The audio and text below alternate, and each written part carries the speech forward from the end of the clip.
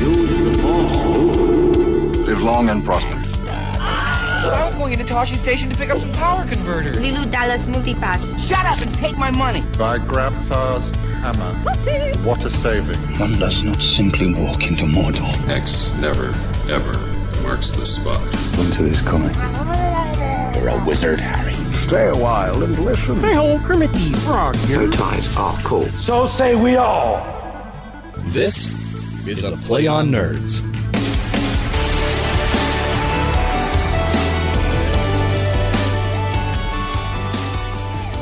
Ladies and gentlemen, welcome to episode 68 of A Play on Nerds. I am one of your co-hosts, Jarman.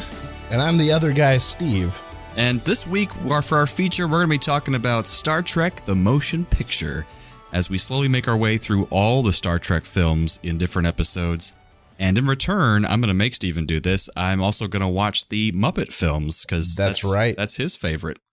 Yeah, we were talking, and I said, Jarman, we should really get back to our roots. And the roots of this show were in us talking about Star Trek stuff and Muppet stuff. Yes. So we're going to do 2 years ago Us Proud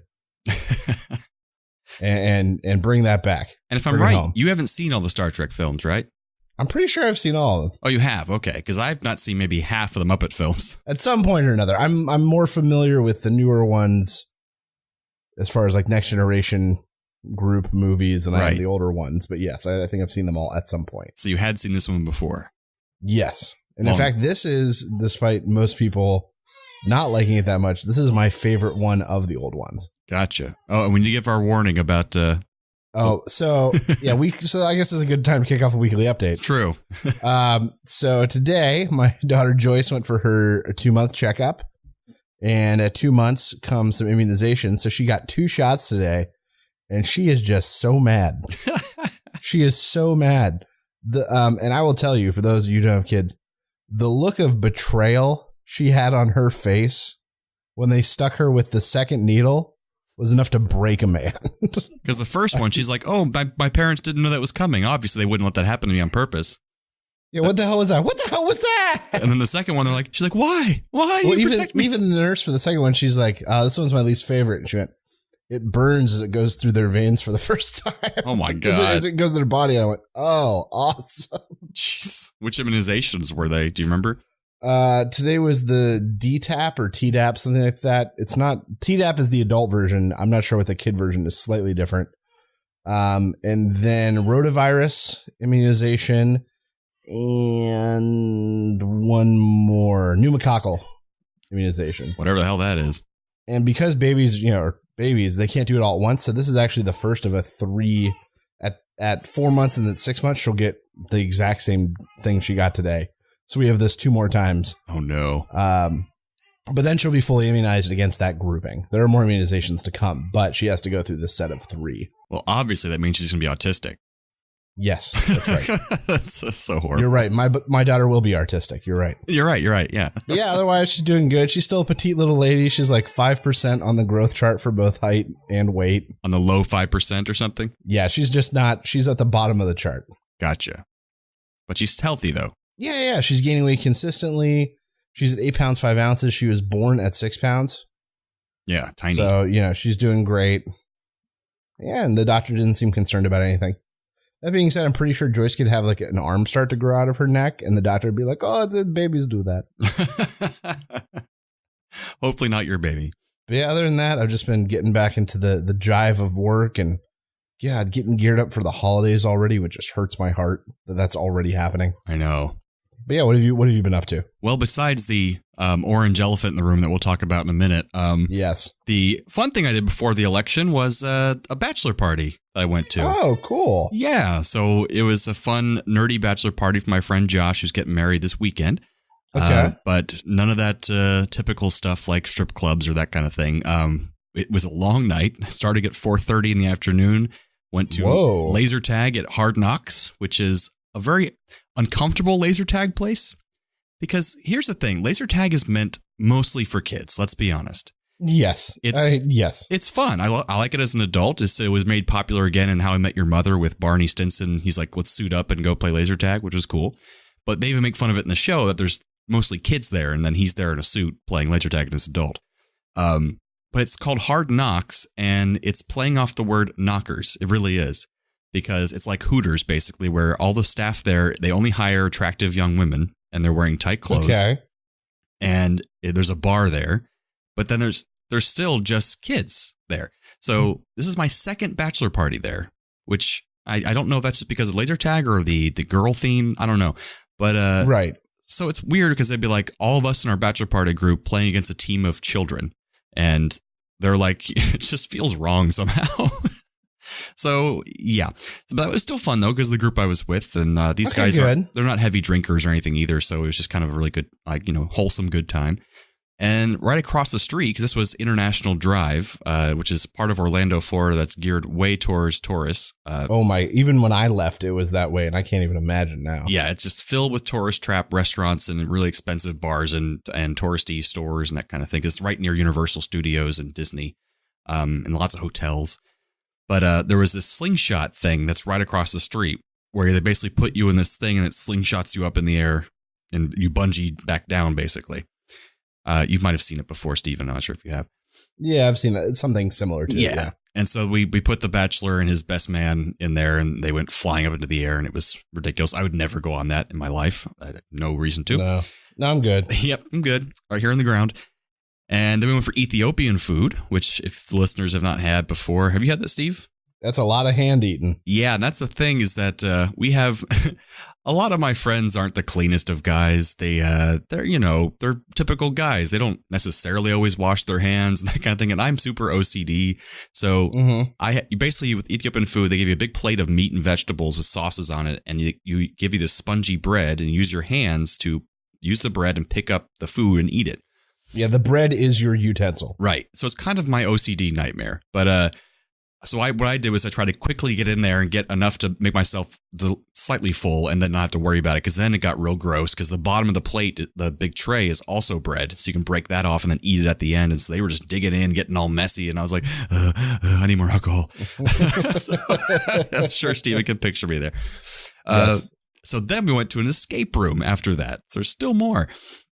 So the escape room, you've heard of it. It's like where, there's puzzles to get through each room. This one was actually really good. There was like 5 rooms and it was difficult puzzles. It was Egyptian themed. So we were in a tomb. So that was cool. I didn't help that much, to be honest, because these guys were really proactive about it. So I just kind of took a back seat and did some of the puzzles by myself and helped where I could.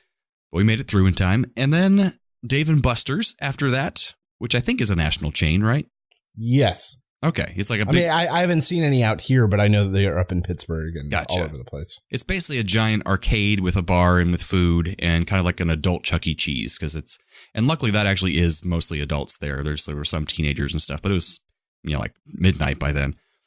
So the cool thing there's a Star Wars pod racer arcade machine, which is great. You get in there's your big giant pod with a wraparound screen. It's a brand new arcade. That's awesome. And yeah, you have like the throttle and the gun, like the joystick, and it's just really cool. And I did the speed racer adventure. What's the one for the speed? What do they call those speeders? Speeder bikes. Yes. Right. Yeah. Shooting stormtroopers and stuff going through Endor. Like in the Forest Moon of Endor. Yeah, exactly. It was a lot of fun, but it lasted like 10 minutes and I was dead. So, there goes my money. That was always my favorite level on that N64 game, Shadow of the Empire. Oh, great game. Was the speeder bike where you had to take out the Swoop Gang. Yes. Was their name. I forgot about that. You had to take out the Swoop Gang. You remembered their name. Of course I did. Who doesn't? And I remember fighting Boba Fett's his machine, his little craft and everything. That was a great game. So yeah, then after that, we had a hotel room booked in this resort hotel across the street. And just drank a little bit more and got to, have good talks about, getting married and that kind of thing. So it was cool. It was a good night. Oh, good. That sounds like a fun, nerdy bachelor party kind of. Yeah. And right before the whole world collapsed. That's right. It hasn't collapsed yet. True. It will. Oh, God. All right. So let's talk about the big, awful thing that happened this week. Yes. So Donald Trump became the president-elect of the United States of America this week.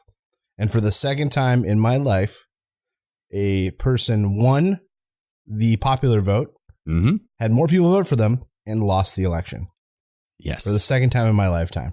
So I do remember that when Al Gore got the popular vote, but not the Electoral College. And so George W. Bush got to be president. And we all see how that worked out. Yeah. All of his policies drove us into terrible debt. But man, this is something else. This is something very different.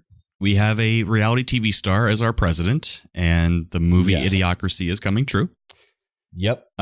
If you're a Trump supporter listening to this podcast, I don't understand. Just turn it off. I mean, I don't understand you. I don't. We aren't for you.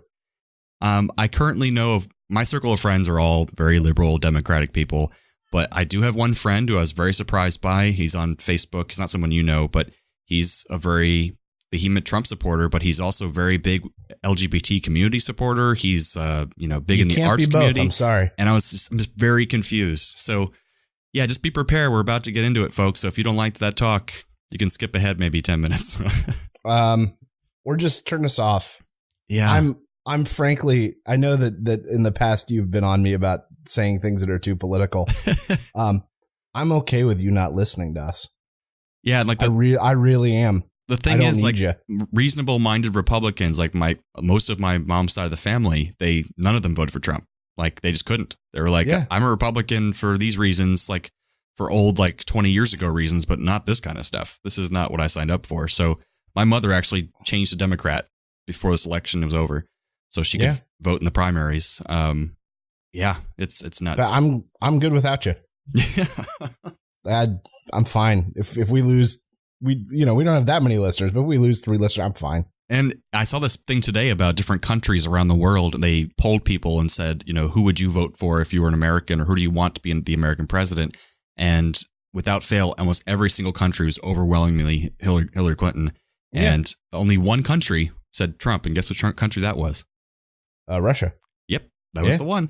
It was only 31%, by the way, but that was still more more than not an overwhelming. Yeah, most of them said, I don't know, or I don't care, or something like that. So, yeah, I don't know how we came to this. I don't know when we became such a frightened and hateful country. And by the way, 50% of our nation didn't vote. Like 45 or 46%. Yeah. Yeah, it's terrifying. Yeah. People just didn't care to go out and vote at all. I love it how in Australia they have compulsory voting, meaning you have to vote, or you have to pay a fine. Yeah, fine, or you don't get a tax break or something like that. So like everyone votes, and I bet they say they don't want to do that here because they don't want uneducated people voting. But the thing is, when you're required to vote, I bet you're more likely to figure out what you're voting for. And if you're letting people in Arkansas vote, then we've already crossed the line of uneducated people voting. Let's be honest. We'll just be honest here. And there's a lot of blame game going around right now. Right. And less people voted for Hillary Clinton than the last 2 elections for Barack Obama. So she just people didn't come out and vote. They didn't vote. Yeah. And, it's the Republican National Convention's fault for not taking Trump seriously enough early and stopping him. It was the Democratic National Convention's fault for being cocky and ignoring the polls. I was a very big early Bernie guy, and every poll showed him beating Trump everywhere. And he was popular. He was bringing the young vote out, which is very difficult. He was bringing out minority votes, which is very difficult. And they ignored it. And they said, no, it's Hillary's turn. And guess what? It wasn't Hillary's turn.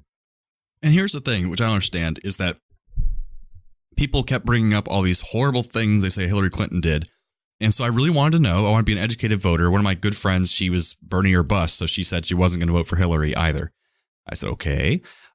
So I tried to look up all the research. I tried to search the worst things they are saying that Hillary Clinton did. And when you actually research each individual item, none of them hold any water. They're all allegations, conspiracy theories, and usually amount to nothing. So it's like, but the problem was whenever they would ask Hillary Clinton in a debate, like they say, what about those emails? She would just change the subject instead of saying, well, here's this, and why that doesn't matter. If she'd actually did that a little bit more and explained, hey, I'm not a criminal. I didn't do this crap you're saying I did. And this is all overblown. I think it might have helped her. But then people just thought she was a criminal or should be in jail and stuff. I was like, actually, none of this crap holds any water.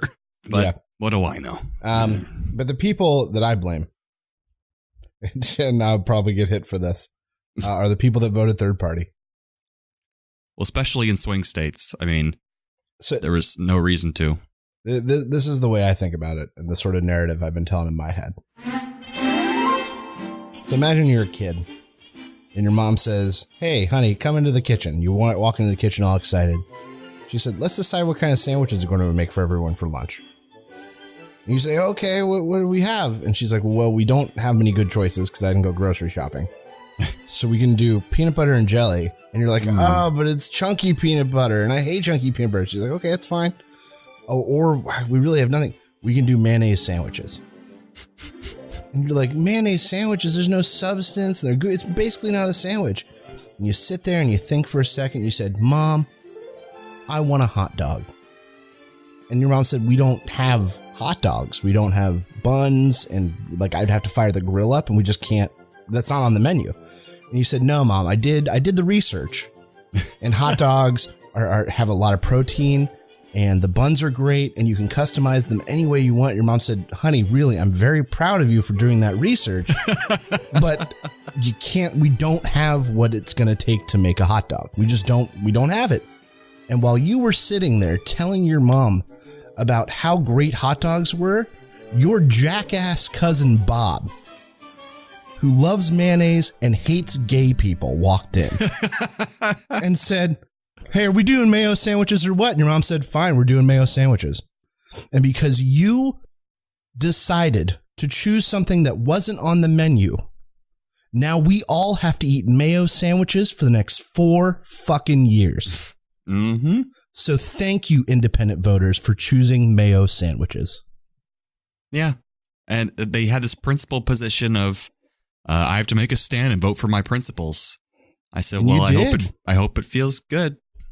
And now they're saying, well, and they're trying to say, well, don't blame us. There wasn't enough votes anyways. There was. But I mean, there would have been if no one had voted for those third parties, then yes, there would have been enough votes. But yeah, the bigger, huger problem, I think, was that nobody voted. Because if tons more people voted, then I think we would have had Hillary Clinton as a president right now. Yeah. Because 46% of our whole nation didn't vote. That's pathetic. Yeah. And I feel just saddened and scared, disappointed, everything at once. And I am the least person to be scared, sad, disappointed because I'm a cisgendered, straight white male. That's the worst part is, yeah, I'm a white guy. Yeah. And I'm afraid. I can't even imagine what it feels like to be part of the LGBT community. Or a I person can't of imagine color. what it feels like to be a minority or Muslim or any mix of any of those things. I can't even imagine it. And I'm a straight white guy. Yeah. Oh, God damn it, America. I think they're going to, I was telling somebody earlier today, they're, really scared. They're a minority, an immigrant, no less. And they're just saying that, I'm terrified what's going to happen to me in my life, how people are going to treat me. And, all these policies and things that he wants to do. And I said, well, here's the thing. Even when Barack Obama had the House and the Senate, both Democrat, he could barely still accomplish anything because they blocked him at every turn. Right. Even when he had the majority Democrat, he got blocked all the time. So the thing is, they can still block Trump on almost everything if they put their minds to it. And they probably should. And if he just tries to do crazy things like nominate like Newt Gingrich and Sarah Palin to positions of power, Rudy Giuliani, they're probably going to block his nominations because that's over the top crazy and no one wants that. Yes. But the thing he can probably get forward is Obamacare because everyone wants to get rid of that. All the Republicans want to get rid of it. So that will go through. I'm going to lose my insurance. I will have no insurance in a few months. So thanks. Thanks, Trump. Instead of thanks, Obama, we can say thanks, Trump. Yeah, God, thanks, Obama, Trump.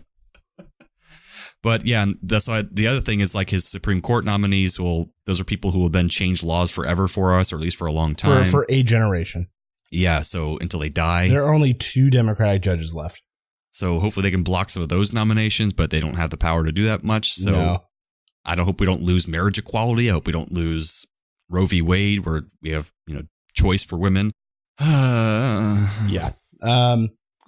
So it's a scary time in America. I'm trying not to get too overhyped because fact is the man's a nincompoop. He's surrounding himself with other nincompoops.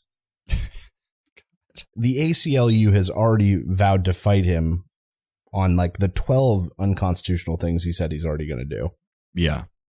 And they can tie him up in legalese for a long time. And he has lawsuits against him, like that are still pending. He's going to see president court before he even gets inaugurated. He's going to what? He's a part of a civil suit right now that's going to court before he's even nominated, before he's inaugurated. Well, the child rape civil suit, I think, was just recently dropped. Like I'm talking about Trump University. Oh, that thing. Yeah. Yes, where people paid $35,000 to go to an elite, like 2-week seminar or something like that, where they were going to be told the secrets of the real estate industry by hand-picked Trump guys. And it ends up that everyone running it had never actually met Trump before. Oh, and that there was no actual substance or like things that were actually going to be taught. And they're all suing him. He's a con artist at every single turn, and somehow they just don't care. Yeah. You know? And the worst thing today, I saw his meeting with Obama. Did you get to watch that? No, I did not. So they did like the after meeting press thing where they're sitting in those two chairs and like they're just talking to the press for a bit. And Obama talked for like 5 minutes and was very eloquent, and you could see the sadness in his eyes, but he was trying to keep it together. And like, I met today with President Trump, and we had a good meeting, and I am going to put my faith in him, and he's willing to work with me. So it's fantastic. But he's much more eloquent than I am, of course. And so then he turns it over to Trump, and Trump like rambles for 5 minutes incoherently, as he always does. He can't form complete sentences. It was just embarrassing. Like you could see the dichotomy of the changeover we're going to have, and it's just sad. So anyways, we're going to move on to happier things, right? I guess. I mean, my news is, I guess. Yeah, nerdy news, I guess. It's time for Nerdy News.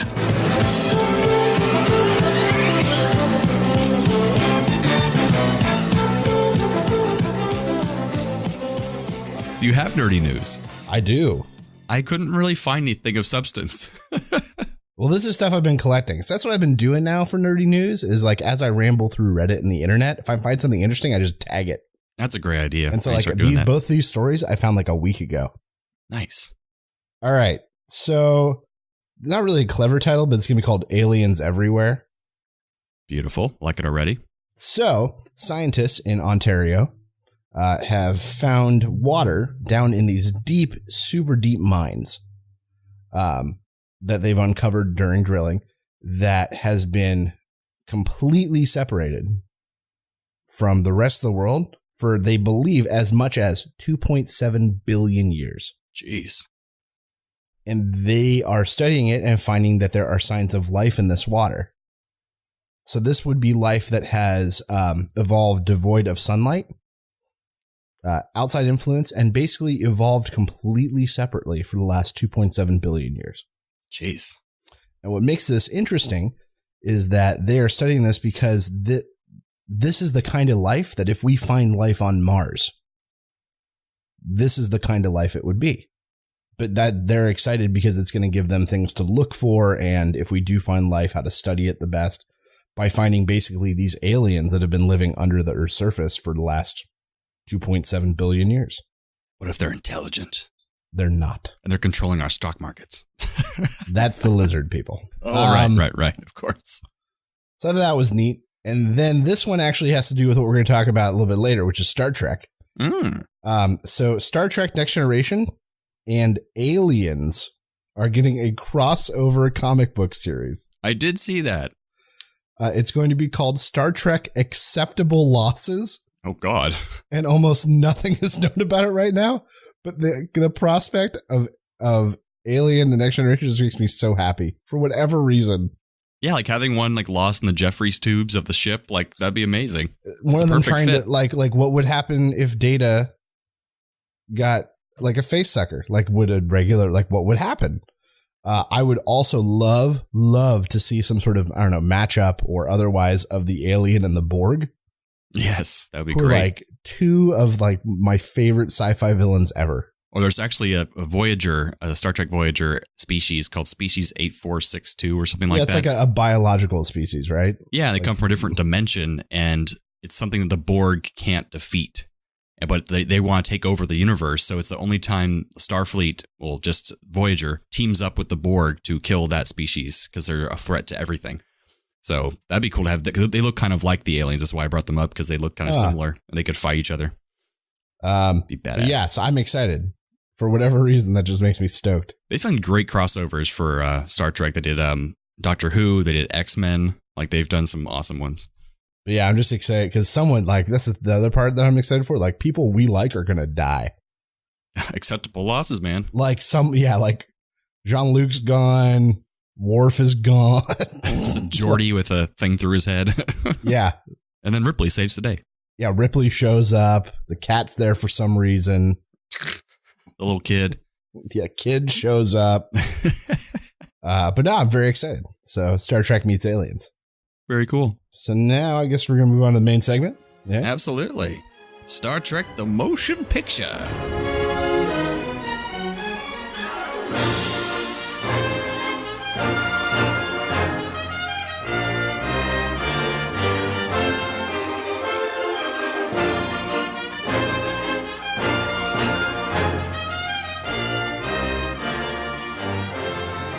So in getting back to our roots, we're going to go through and review Star Trek the Motion Picture.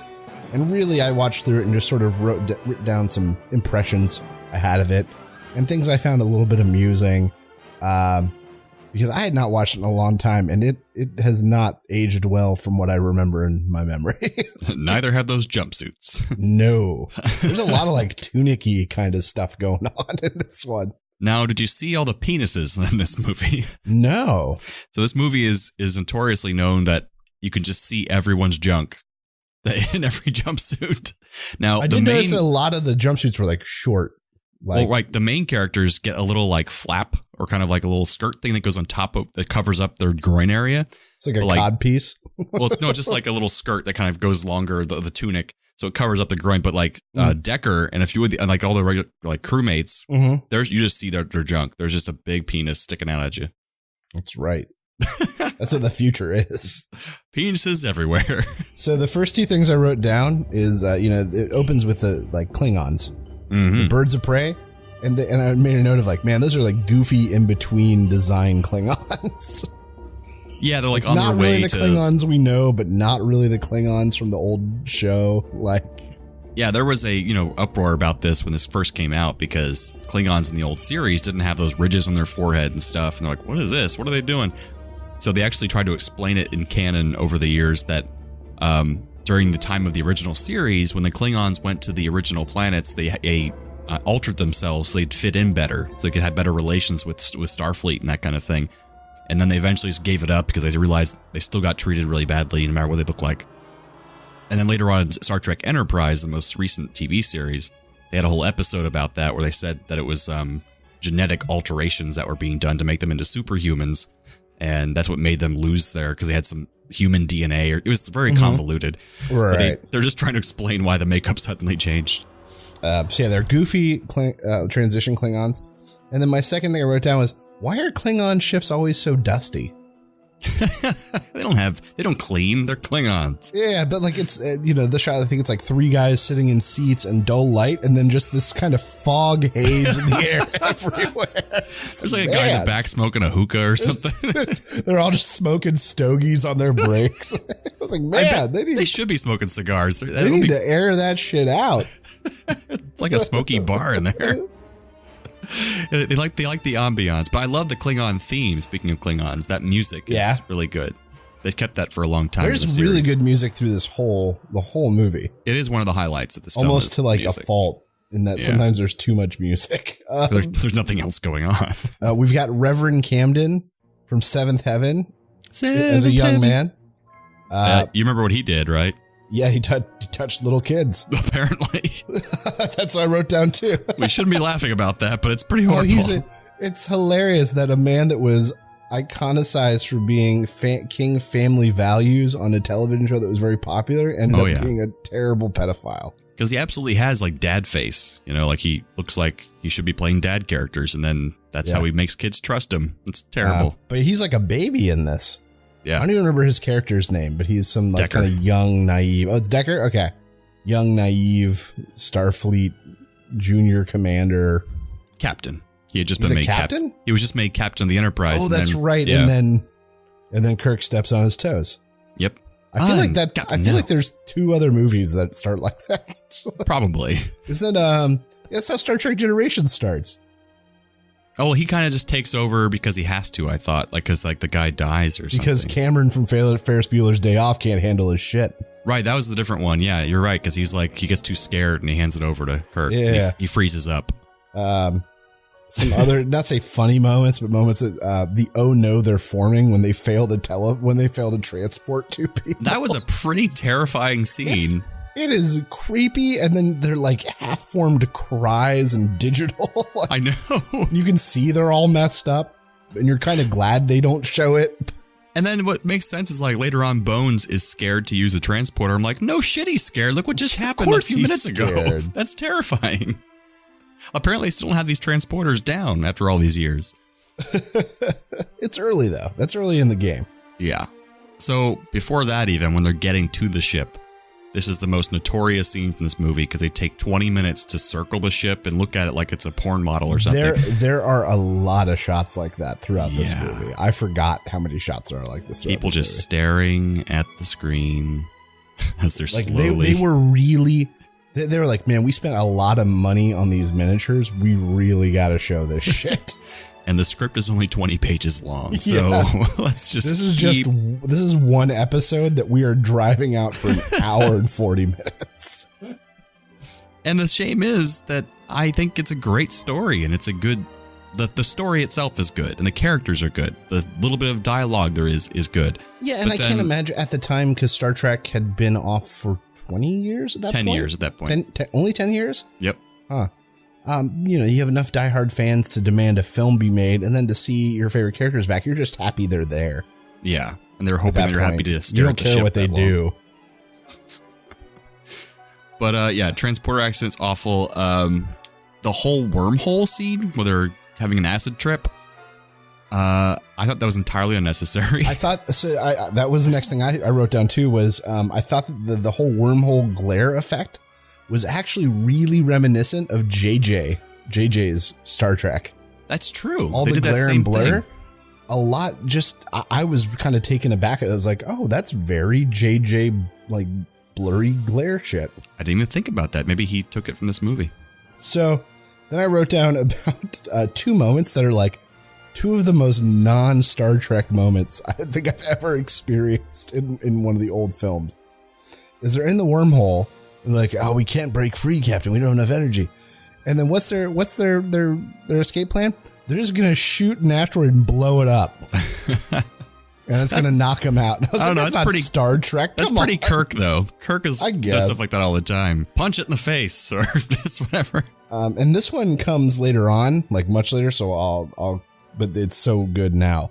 There's that giant beam of light that comes onto the bridge and starts accessing their computers. Yeah.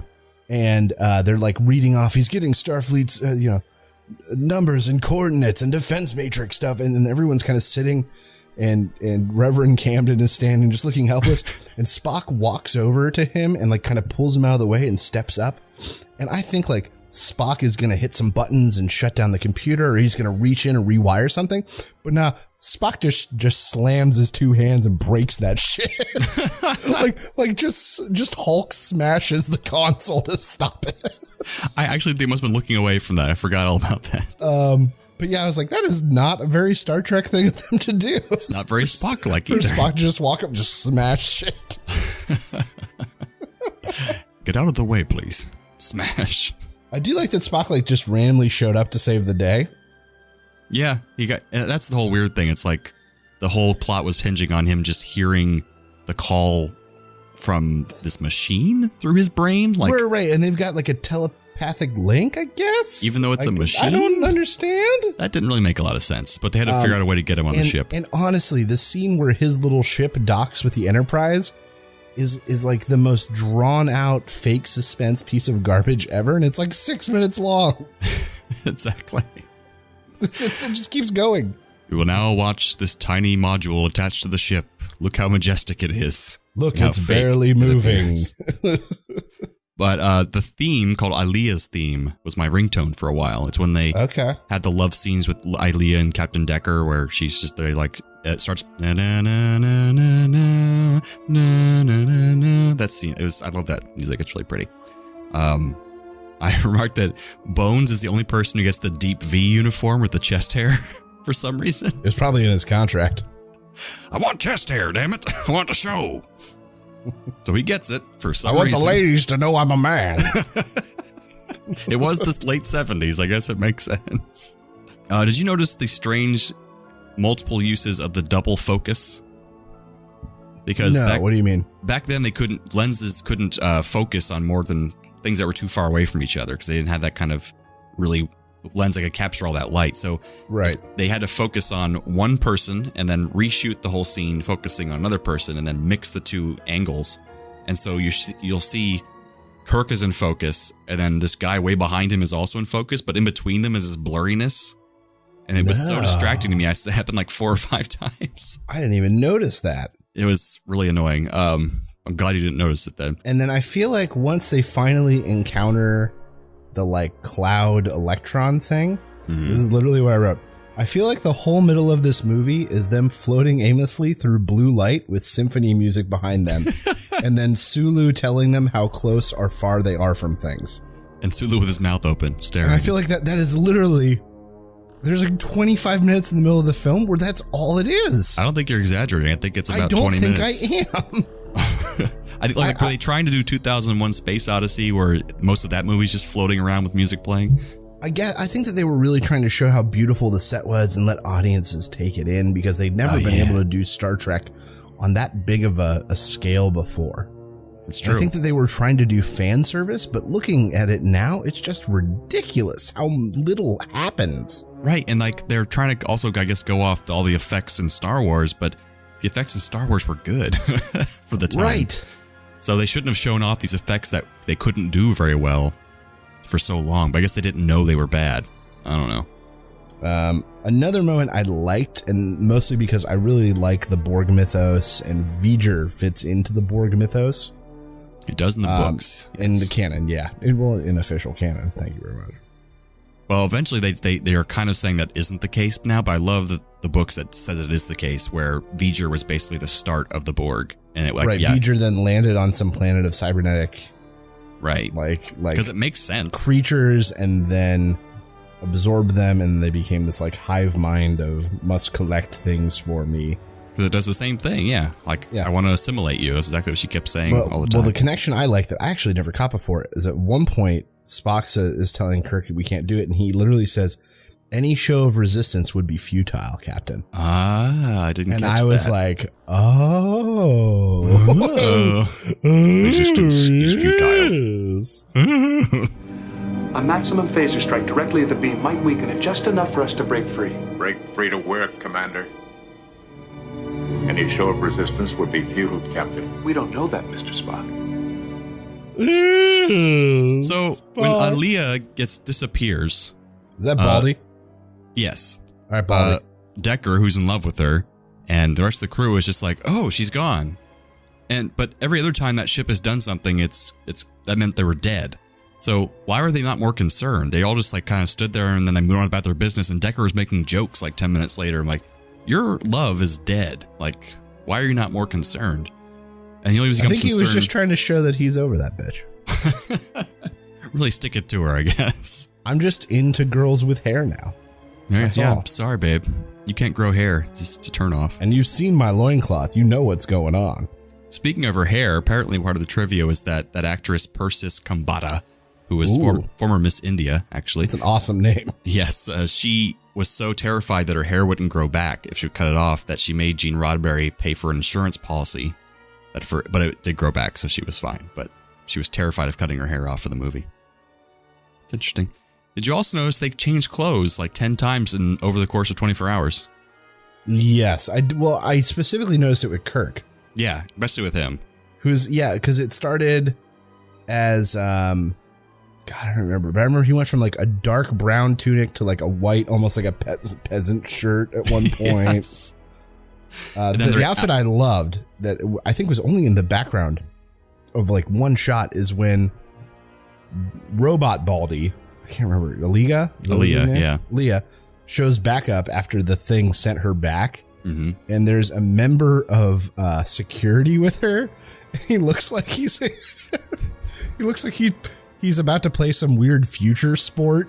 Yeah, he's got like a helmet, but it's got like it has the insignia on it for like the swoosh thing that they all wear, but it's on his forehead. It was so it's got a chin strap and it's got like chest armor. It looks so good. It looks like he's about to play that game like rollerball or pyramid ball from like Battlestar Galactica or something. Yeah, exactly. I was like, what the hell is that guy They never wearing? did that before or after again because they always just wore regular Starfleet uniforms if they were security. Like they didn't change into like this padding that would do nothing against laser guns. So they did that like an Enterprise, but they had these Maquis guys who were the not Maquis, I forgot what they're called. But anyways, they were like they had security outfits, but that was set like 200 years in the past. So right. They never did that again. That looks so stupid.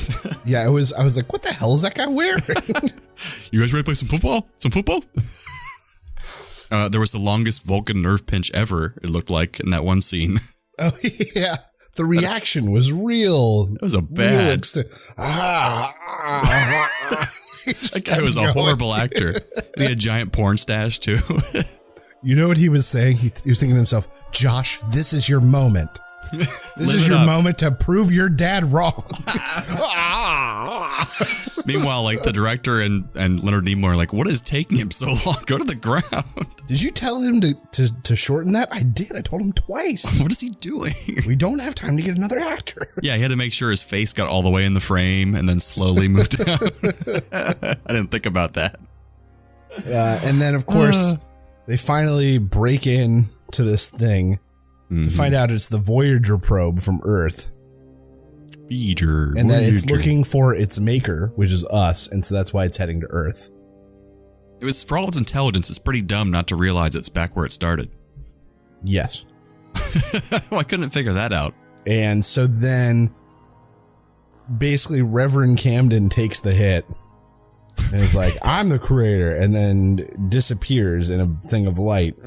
The one thing that I thought was really cool was that, so when Reverend Camden is turning into like a ball of light and you see like the bright light and like the sparkles in the air and his hair is flipping like there's air rushing at him. He was getting the quantum leap machine, basically. That was exactly what I wrote. I was like, he looks like Scott Bakula in the opening of Quantum Leap. I was just thinking that. That is exactly what I wrote down. That's hilarious. I was like, man, is this the Quantum Leap opening? What the hell? Now he's lost through time and space, jumping from life to life.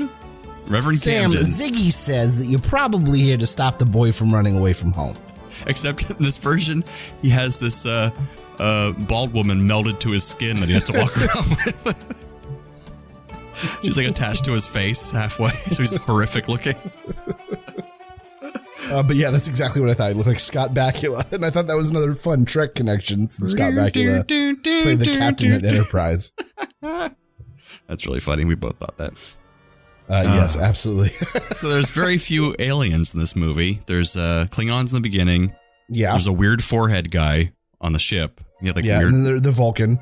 There's a couple Vulcans, and then there's one blue guy that was in the crowd in the big crew scene. Yeah. And I guess it was probably because of budget. Everyone else was in humans in 70s clothes, so. That's some bullshit. And the final line of the movie. Mr. Sulu, ahead warp 1. Warp 1, sir. Heading, sir? Out there. That-a-way. Out there. That-a-way. Out there. That-a-way. Yeah, for whatever reason, this movie was much better in my memory. Oh, but I do feel like of the entire movie, I bet you if I timed it, of the, what is it, hour and 30 minutes, something like that, that 40 minutes of that is spent with no one talking and just wide sweeping shots of things. You could probably tell this whole movie story really well in half an hour. It'd be like a really good half-hour television. That's the whole time I was like, this feels like one episode of Star Trek that just got a really big budget. Yeah. And so they're like, oh, we got to show this whole thing off. I still like it, but I feel like fast forwarding through parts. Yes. Because it's not a bad the long movie. drawn out shots where it's just panning over a model. Yeah, it's like I've really seen it. Intense symphony music behind it and blue light. Or the opening and closing of the giant robotic asshole like several times. Yeah, the robot sphincter, yeah. Yep. We could have gone without a couple of those. But overall, I do like this movie. I'm sure that for fans at the time, it was very exciting to have the crew back. It showed interest, and then this, of course, led to Wrath of Khan. Like, this is what got, when it says major producer saying, oh, we can make money off this still. Yeah. So what did you give it out of 5 stars? 5 stars, my memory said like 4.5 stars. Wow. But reality now is saying like 2 stars. I'll give it 3 because I like the story a lot. I like the characters and the acting, all that jazz. But yeah, it's so slow. Yes. But great story. I mean, I remember being really shocked by the ending when I first saw it. So, because it hadn't been spoiled for me. V'ger was a great reveal. Right. Just a great reveal. But after you know it's V'ger the whole time, the whole thing loses all of its pomp. It's a little bit, yeah. So some quick trivia, if you don't mind. Ooh. The producers and the cast were very worried about their appearance after being away from Star Trek for 10 years, so special lighting and camera tricks were used to hide the cast's aging, and William Shatner went on a near-starvation diet prior to filming. However, in all subsequent Star Trek movies, it was decided to make aging part of the story, because they're like, we can't hide how old they are anymore. Right. And Spock was originally not in the movie because he was pissed off because of all the money he was losing off of the royalties and licensing rights for Spock's appearance, because they were using it everywhere and he wasn't getting any money for it. So they renegotiated that, and that got him to be in the movie, which I understand. That makes sense. Uhura's communications earpiece is the only original prop from the original series they used. Cool. The cast hated the uniforms, and they required assistance in order to be removed. And some of their conditions for returning for a sequel was new uniforms. That's why those never came back. Oh, good. Good for them. Orson Welles narrated the trailers for this film. Star Trek, the motion picture. Gene Roddenberry's production of a Robert Wise film, coming this Christmas from Paramount. Orson Welles did a lot of narrating back then. Frozen peas. Anyways, I think you might know the story that the original movie, Gene Roddenberry wanted to be about them finding God in this first movie, but it was too much for Paramount to agree to, so that eventually came back around for the 5th movie. Yeah. Another one. The Final Frontier? Is that one? Yep, you got it. Yeah. Another one was to go back to prevent John F. Kennedy's assassination. Another one was them to go back in time to where they become the Greek Titans. So that didn't happen. But they revisited that when they went back in time. They did the voyage home. Some whales. That's right, for some reason. Which made sense. We'll talk about that at some point, too. And then the movie was the basis for the first McDonald's movie-based Happy Meal. Wow, very cool. 1979. Yeah. And William Shatner, who saw the completed movie for the first time at the world premiere, was struck by the overall sluggishness of the movie and was convinced that the Star Trek franchise died there and then, having reminisced, well, that's it. We gave it our best shot. It wasn't good, and it will never happen again. But having recalled... Us too, William. Us too. But he says, but having recalled his reaction 15 years later, he has added, shows you what I know. But he was right. Yeah, it's slow. It is such a slow movie. But we enjoyed rewatching it. Right? Yeah. We bash it a lot, but it's Star Trek and it's great. It's Star Trek and it's okay. It's okay. Yeah. All right. Well, good. Good discussion. I look forward to reviewing more of these and then also reviewing Muppet movies, which is me too. We got to start from the first one. Is that the Muppet movie? Is that the first one? The Muppet movie would be the inauguration. Yeah. Gotcha. Well, that's what will be up next, I suppose. All right. Fine. So let's go on to some trailer reviews. Trailer reviews.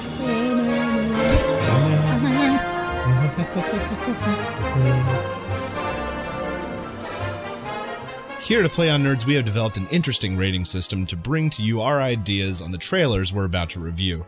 At the low end of the scale, we have Burn It, where we think you should find every copy you can get your hands on and throw it into a barrel fire. Kill it with fire. And our next step is Drunk Watch, which means that, yeah, I'd watch this movie. It'd be entertaining if I was under the influence of some kind of substance of some kind. But if I was sober, probably not going to check this thing out. Nope, not going to see it. Next, we've got We'll See, which is maybe we just don't know enough about this movie to tell what the hell it's going to be. Could be good, could be bad, not sure. And our next category would be Get the Couch Ready, which means I'm definitely going to check this movie out at home. Wouldn't necessarily pay the big bucks of seeing it in theaters, but I'm definitely going to watch it at home. So get that couch ready. After that, we have Take a Look, where we are recommending for you, our viewers and listeners, to check out this movie and check out the trailer and tell us what you think about it. We wanted to see what you guys think. It looks pretty good, but we're not quite sure yet. Yeah, take a look. Yeah. Let us know. And for our final and best category, we have Shut Up and Take My Money. Shut up and take my money. This looks so awesome. We're going to see it. That's where we cannot wait to give Hollywood bigwigs all of the money that we have earned at work to go see a film for $47. We're so excited. We just have to go see it. We don't have a choice. And that is our A Play on Nerds official copyrighted trademark system for rating our movie trailers. What should we start with first? I'm going to start with the weirder of the two, which for these two is kind of a competition. I think it's called Valerian City of 1,000 Planets. Valerian and the City of 1,000 Planets. Valerian and the City. Never mind. That makes more sense now suddenly. And I know Valerian root as something you take to go to sleep. It's an herbal supplement. This, I don't know what this movie is about. True. It seems to be about space pirates and maybe augmented realities. And two young people, one of which is very hot, in space suits, but then suddenly they're on the beach together and they're fighting aliens and they maybe have superpowers. Maybe. I don't. If you watch the trailer and you know what it's about, then good for you, because I don't know what this movie is about. Well, there's got to be some people out there who know what it's about, because apparently it's based on a graphic novel. So okay, there are if stories you're one out of those there. people, let us know, because I don't know what happened in trailer. I don't know what happened in trailer. I don't know. Well, it's got that Carla Devine, I think it's called. It's Cruella de Vil, Anna. Cara de Levine. She was in Suicide Squad. She played the magic chick, the witch. Oh, Enchantress. Enchantress. So apparently, and Dane DeHaan or whatever is the other guy. He was the most recent Green Goblin. And I like him. And it's got a huge cast that we did not see in the trailer at all. It's got Rutger Hauer, Clive Owen, Rihanna, which we saw a brief glimpse of in the trailer. Ethan Hawke, and John Goodman is a voice, apparently. Probably one of the aliens, those big aliens. And Herbie Hancock. He's always fun. Very cool. But so it reminded me a lot of Fifth Element's universe. Like that whole scene with all the flying cars and stuff, like that was right out of the Fifth Element. And even the aliens look kind of like the Fifth Element. And it's certainly visually stunning. I just don't know what it's about. Right. That's very pretty. They're wearing armor, and they show a guy like shooting a laser gun and running across these little, like, I guess, force field pedestals that he's making as he's shooting them. That was pretty cool. Very visually cool. I don't know. I guess that's why it's a teaser trailer. I'm going to give it a we'll see. That was long for a teaser trailer, though. Yeah, they're getting longer and longer. It really these days. was. But I'm going to give it a we'll see, because I honestly don't know what this movie's about.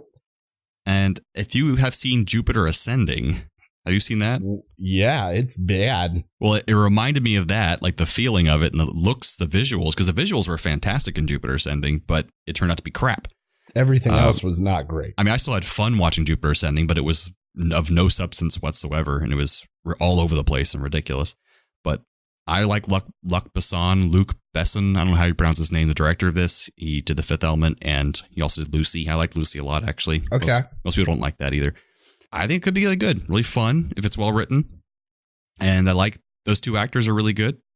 So, yeah, for me, it wasn't me shut up, take my money. But after listening to you, you're right.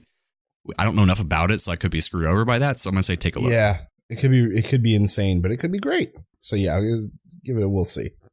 Take a look for me, because I'm more optimistic about it. But that's right.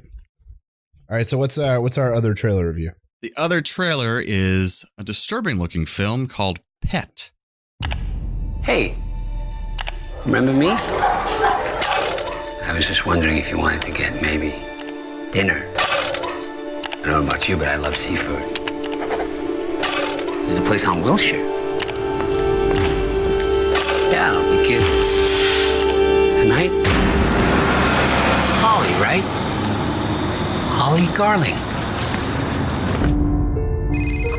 Yes, Eric. Hey, babe. I'm serious though, Hall. Move on already.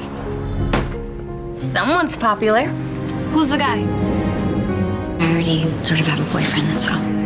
No, you don't.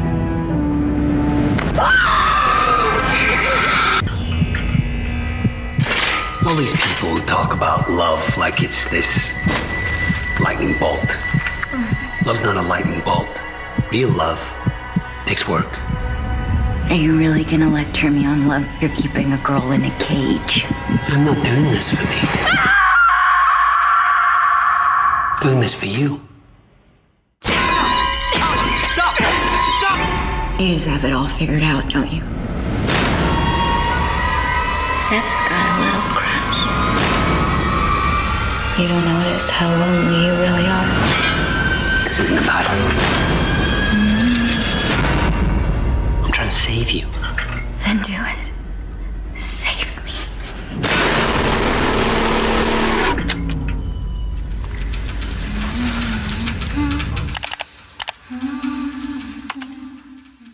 And that has Dominic Monaghan, who you might remember from Lost or from Lord of the Rings. He played one of the hobbits. Mary? Did he play Pippin?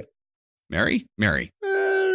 I'm remembering because I don't know. I think he played Mary. Because Pippin reminds me of the Lord Squinchy Nose guy. It doesn't matter which one he played. He played Charlie in Lost, though. Right. And Ksenia Solo, who I know from Orphan Black, Lost Girl, and Black Swan. She was great in all of those, and she's really cute. So I'm a fan of hers. Glad to see she's getting a movie. Yeah, good for her. It looks very disturbing. It looks apparently like about a guy who's obsessed with this chick, and he apparently runs a kennel or he works in like a veterinary's office, and he gets really creepy and stalks her and finds out what she likes and doesn't like and kidnaps her and puts her in a cage and wants to make her love him. But in the long run, it looks like she has a plan of her own to try to psychologically freak him out, and maybe she's crazy. So that's what kind of makes it interesting. Is she's not just trapped, she's also maybe crazy as well. So what do you think? I think it looks dark. I think, we're sort of coming into this era of movies, and we've already seen a lot that sort of demonize social media or sort of the dangers of social media. Right. And I think this is one of them. Because at one point, he asked her out or something, and she goes, "Oh, I've got a boyfriend," and he goes, "No, you don't." Yeah, that's when she knows. It's just creepy. It's weird that it's coming out. It's coming out in February? Oh, I didn't see. It's coming. If this had come out in time for Halloween, I'd be really excited for it. But when like a dark thriller horror film comes out at some random time of the year, I go, "Man, what's wrong with this movie?" I've noticed a history though of a lot of horror movies coming out around Valentine's Day. That kind of seems to happen a lot. That's because people are miserable. Or there's just a fun date activity. I don't know. No. I'll never forget My Bloody Valentine, which was a silly horror movie that was in 3D. And there's one scene where this woman's running away with no top on, and she runs up to the screen and her boobs are flying in the screen and it's in 3D. And I was like, I am watching a quality film right now. This is awful. But Dean from Supernatural was in that movie. Anyways. But no, I trust Charlie. It looks like it's got to have the movie has a good tone to it. Charlie, which is half the battle sometimes. I mean, the Dominic Monaghan. Yeah, Charlie. He'll always be Charlie to me. He will always be not Penny's boat to me. Yes, absolutely. And I don't know. This is probably get the couch ready for me. Well, that's pretty positive though. Yeah, it's a sort of, because Anna likes thrillers that aren't too gory and that kind of stuff, and this looks like it would probably fit into that category. Absolutely. Yeah, because it's kind of more of a thriller than a horror movie, looks like. But we're right. I put a drunk watch because I like watching movies when I have a few beers, and especially when they're good horror movies or quality movies, and it's got good actors and looks like an interesting concept. Reminds me of that movie, right. Was it Hard Candy or something? With Ellen Page? Yeah, where she hunts down this pedophile guy or something. Maybe, yes, that sounds right. Like he targets her as a pedophile, but then she actually ends up planning all along to take him out, and he's like turns the tables on him or something. It's kind of like that. Yeah. So we didn't get any emails or messages this time around that I'm aware of, but it's all right. Fuck y'all. We got lots of likes from things, and we definitely got our Mr. Jarek Mike at Jarek retweeted us again and said that he's been listening to the show. Mike. I appreciate that. So yeah, don't be afraid to message us and we can talk about things. We'll respond to your emails on the show and all that jazz. So yeah, that's up to the show this week. We're going to go revel in our depression and see where the country goes. On that note, I want to read just a quick quote that I put up on the page, but I feel like didn't get enough views for me to feel like it got its due credit. Oh, please do. It's from Garrison Keillor, the longtime host of Prairie Home Companion on NPR. And he wrote a huge article, but the opening line is this. So he won. The nation takes a deep breath. Raw ego and proud illiteracy have won out, and a severely learning disabled man with a real character problem will be president. And that sums this whole week up. We have to end on a happier thought than that. Puppies still exist. My cat still exists. And my cat, I posted that today, that my cat, I said cats everywhere have no idea why we're all so sad. Yeah. So be sure to say hello to your pet today and cuddle them a little bit because they don't know. The only silver lining that I can find in this is that my daughter Joyce still has the opportunity to be the first female president. Absolutely. Just put her on reality television first. She that's that opportunity is still in front of her. It's true. I hope we have a female president before Joyce has to be in her 60s. Yeah, God, if it's another 35 years, what the fuck are we doing? Yeah. But yeah. So that's the only silver lining I can find here. And you know what that means? That if a man with no political background and no experience can run for president and win, that means that in 2020, I better see a Jon Stewart, Stephen Colbert ticket. Oh my God, that'd be amazing. People would vote for him. Without a doubt, if Donald Trump can win, Jon Stewart could win. He's so good. He absolutely could. Oh, if only. Democrats everywhere are scoffing right now and go, well, he never. Guess what? We just lost to that. Hurrah. So it's time to stop scoffing and doing what it takes to get this country back on track. Absolutely. In 4 years. So, thanks for joining us once more. We'll keep talking about nerdy stuff if you keep coming to listen. Thanks again, Internet. And stay happy, positive, and nerdy, my friends. If you'd like to find out more about us, you can always check us out on Facebook at facebook.com/aplayonnerds. Or check us out on Twitter and Instagram at aplayonnerds. We're also streaming live game content all the time on twitch.tv/aplayonnerds. Fun videos and stuff to check out, youtube.com/playonnerds. And also please subscribe to us on iTunes and leave a review if possible, because that lets us be easily searched in the iTunes search index for podcasts. And that way we know if we stink. Exactly. Let us know if you hate us or you love us. That's always great. Check us out at our website, www.aplayonnerds.com, where all this content can be found at the tip of your fingers. And you can also always email us at anything@aplayonnerds.com. And then check us out on, I guess, Snapchat, maybe. For dick pics. Or Tumblr. Tumblr. Periscopes. You could also throw a rock at us with a message on it. Carrier pigeons. We accept cassette tapes. I love cassette tapes. We just want to hear from you. Yes, please send us anything you like at any social media outlets. However you do it, check us out. And how.